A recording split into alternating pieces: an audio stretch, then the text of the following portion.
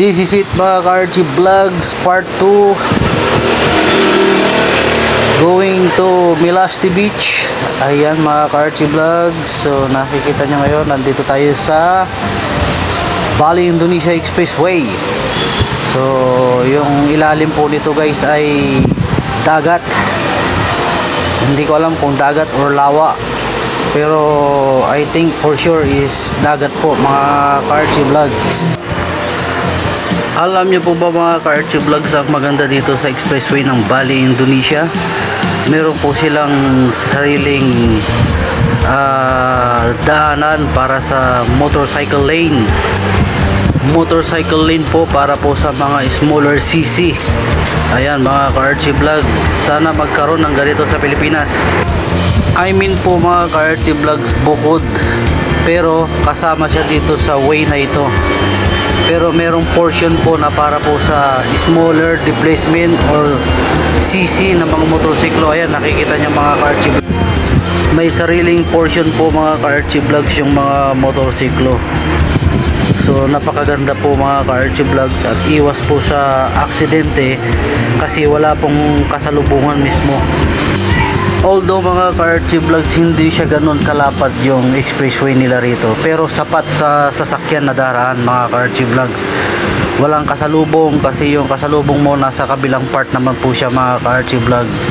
At saka yung mga vehicle po nila rito na mga 4 wheels or truck ay nasa right hand drive mga ka-Archie Vlogs. So safe naman yung biyahe dahil mangilan-ngilan lang yung mga sasakyan na nakikita mo. Ayan mga ka-Archie Vlogs, may motorsiklo pa. So let's enjoy the ride mga ka-Archie Vlogs, at samahan nyo kami or samahan nyo ako sa pupuntahan natin mga ka-Archie Vlogs, at pagmasdan at tanawin natin yung magandang tanawin dito sa Bali Expressway, Bali, Indonesia. So let's go, let's enjoy the moment mga ka-Archie Vlogs, at hanggang sa tayo makarating sa ating destinasyon sa Milasti Beach mga ka-Archie Vlogs. So ang biyahe natin mga ka-Archie Vlogs from Atanaya Hotel to Milasti Beach, accordingly sa ating tour guide and din sa ating driver, ay magro-race tayo o magro-ride tayo ng 2 hours. So meaning mahaba-haba din mga ka-Archie Vlogs ang ating biyabiyahin para makarating doon sa ating exact destination sa White Rock and then sa Milasti Beach. At isa daw po yun sa pinagmamalaki ng Bali, Indonesia, one of the best beach here in Bali, Indonesia. Malalaman po natin mga ka-Archie Vlogs kung gaano po kaganda yung White Rock and then Milasti Beach na sinasabi dito sa Bali, Indonesia. So abangan nyo po mga ka-Archie Vlogs at makikita na natin siya. Sa ngayon mga ka-Archie Vlogs, enjoy lang natin ang ating rides at pagmasdan yung beautiness ng Bali Indonesia Expressway. Ayan, so nakikita nyo sa ating video mga ka-Archie Vlogs, medyo pasensya na kayo kung medyo maalog at wala tayong daladalang tripod mga ka-Archie Vlogs. On hand lang yung ating gamit sa ating phone. Ayan, so enjoy na natin mga ka-Archie Vlogs. Kung pag-uusapan naman po ang mga tourist spot or destination sa Bali, Indonesia at saka sa Philippines mga ka-Archie Vlogs, we're both or the same mga ka-Archie Vlogs, pero meron pong maganda dito sa Bali, Indonesia na meron din po sa Pilipinas.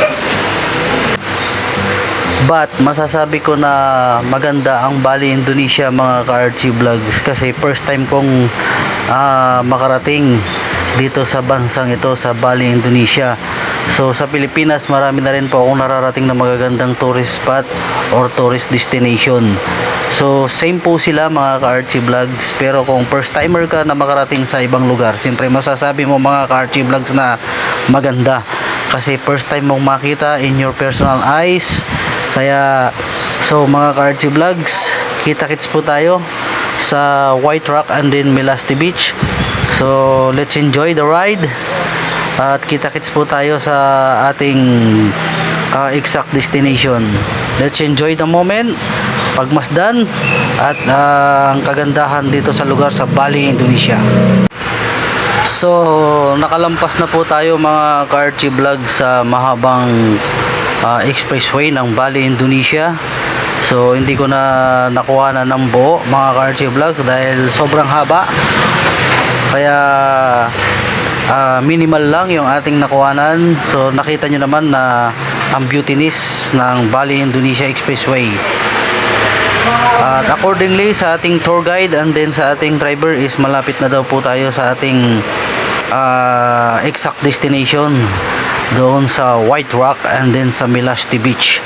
So makikita na natin ng personal mga ka-Archie Vlog yung sinasabi nilang kagandahan ng White Rock and then Melasti Beach.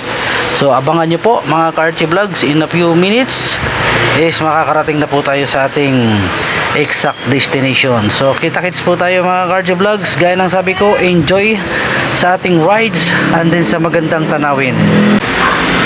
By the way mga ka-Archie Vlogs, kung ako ang tatanungin nyo kung paano ko may compare ang Bali, Indonesia at saka sa Pilipinas, so parehas na parehas lang po para sa akin mga ka-Archie Vlogs. Walang pinagkaiba, para ka din lang nasa Pilipinas. At yung ano lang dito mga ka-Archie Vlogs, pinagkaibahan lang dito is yung pagkain. Yung pagkain po dito sa Bali, Indonesia mga ka-Archie Vlogs is more on puro maanghang yung pagkain nila rito mga ka-Archie Vlogs. Although sa Pilipinas naman mga ka-Archie Vlogs is mahilig din po karamihan ng mga Pinoy sa maanghang, pero limited yung pagkain na may spicy sa lutuin. Pero dito sa Bali, Indonesia mga ka-Archie Vlogs, almost lahat ng pagkain nila rito na ipiniprepare sa mga restaurant, doon sa hotel is maahanghang mga ka-Archie Vlogs. Yun po yung aking observation and then comparison mga ka-Archie Vlogs. At about naman po mga ka-Archie Vlogs sa culture and hospitality between Philippines and Bali, Indonesia mga ka-Archie Vlogs, for me is may pagka-similarity lang po sila mga ka-Archie Vlogs. Wala rin pong pinagkaiba, lalong-lalo na sa pag-accept ng bisita. Ganun din po ang Pilipinas at saka Indonesia. Yung mga Indonesian people mga ka-Archie Vlog is laging nakangiti, palakaibigan. So ganun din tayong mga Pilipino or Pinoy na hindi nawawala po yun na pag may bisita po tayo mga ka-Archie Vlogs, ina-accept natin at pinapakita natin yung culture natin sa kanila. So ganun din po yung mga Indonesian mga ka-Archie Vlogs. Ang tanging pinagkaiba lang po mga ka-Archie Vlogs, siyempre yung nationality, and then pagdating sa culture, medyo may pagkakaiba lang po mga ka-Archie Vlogs, kasi ang Indonesian more on is mga Muslim. So hindi ko sinasabing lahat sila ay Muslim, pero sa pagkain meron po silang sinusunod na culture about sa food, lalong-lalo na sa pagkain ng meat, sa karne, ganyan mga ka-Archie Vlogs. Sa atin po lahat walang bawal mga ka-Archie Vlogs. So yun lang po yung pinagkaibahan ng culture about sa food mga ka-Archie Vlogs. Pero all in same na same lang po para sa akin mga ka-Archie Vlogs, walang pinagkaiba. Kaya yung Pilipinas po kasi mga ka-Archie Vlogs and din sa Indonesia is magkalapit lang naman po yung bansa natin mga ka-Archie Vlogs. Masasabi mo ang namamagitan lang ay dagat, and then yung transportation, siyempre makakarating ka dito is through airplane. Ganon din po sila pag pumunta sa atin, ganon din po ang situation mga ka-Archie Vlogs. Pero about sa culture and hospitality, acceptance sa mga bisita, we're both the same mga ka-Archie Vlogs, walang pinagkaiba. And then ang mga ka-Archie Vlogs, ang tanging pinagkaiba lang po mga ka-Archie Vlogs na isa pa ay siyempre yung religion. Kasi tayo mga Pilipino ay mostly ay Christian or Kristiyano. So dito naman po sa Indonesia mga ka-Archie Vlogs, correct me if I'm wrong, sila ay Muslim religion or yung iba Buddhist po yata. So correct me if I'm wrong kung tama po ba yung aking explanation mga ka-Archie Vlogs. So pagdating naman po sa about sa pagiging tao, same lang po tayo mga ka-RT Vlogs. Friendly, palakaibigan, lagi silang nakangiti, and then ini-entertain kanila.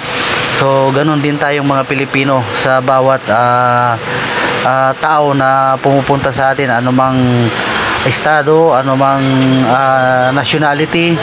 Ganun po tayo mga Pinoy, pinapakita natin yung culture and then pag-adapt ng culture sa bawat bansa na dumarating sa ating bansa mga kardio. Bawat tawag dito, bawat personality or bawat tao na pumupunta. So ganun din tayo kung saan man tayo pumunta mga ka-RT Vlogs. So i-adapt din natin yung culture nila mga ka-RT Vlogs para po may pakita din natin sa kanila na ganun tayong mga Pinoy. So ganun din po sila sa atin mga ka-RT Vlogs. Parehas na parehas lang po siya mga ka-RT Vlogs. Wala na akong ibang may compare, wala na akong ibang masasabi pa, kundi same at same mismo mga ka-RT Vlogs. So accordingly sa ating tour guide and din sa ating driver mga ka-RT Vlogs, nag-update na at pinagpe-prepare na kami. In a few minutes daw is makakarating na tayo sa ating exact destination.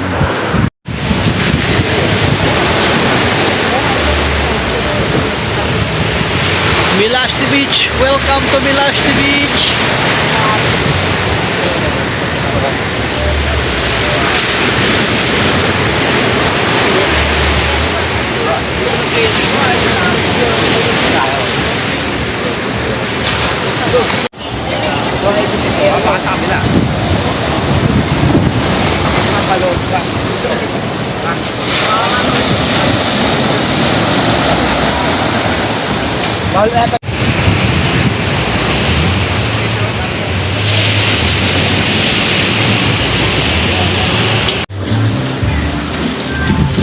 Ako naman ako pare. Ikaw lang. Hindi pare, video.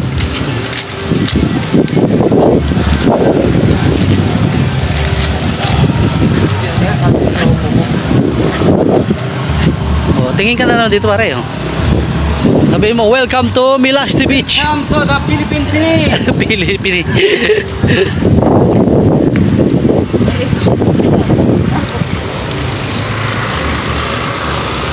I'm here to the Philippine Sea.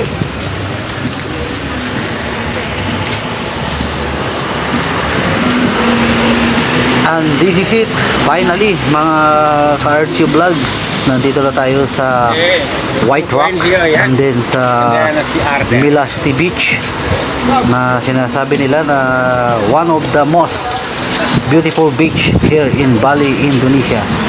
So ayan mga ka-RT Vlogs, so totoo naman mga ka-RT Vlogs, for me maganda rin po yung kanilang beach dito sa Milashti Beach and dito sa White Rock. So let's go guys, tampisaw na tayo and then enjoy natin yung adventure and moment natin dito sa Milashti Beach here in Bali, Indonesia. Let's go guys, have fun and enjoy. Yes pare, welcome to Bali, Indonesia. Yeah, bilog na bilog pare oh, ayan oh, tutawad tayo pare oh.